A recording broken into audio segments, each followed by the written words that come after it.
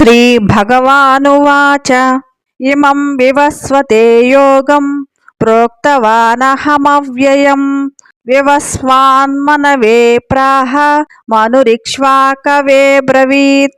భగవంతుడు ముందుగా వివస్వాన్కు అంటే సూర్యదేవునికి భగవద్గీతను ఉపదేశించారు.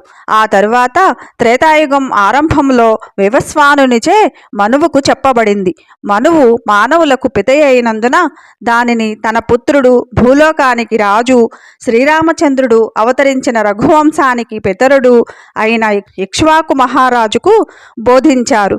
దాదాపు 5000 సంవత్సరముల క్రిందట శ్రీకృష్ణ భగవానునిచే అర్జునికి తిరిగి చెప్పబడింది. అంటే ఈ జ్ఞానం రాజర్షులకు తరతరాలుగా వస్తూ ఉంది.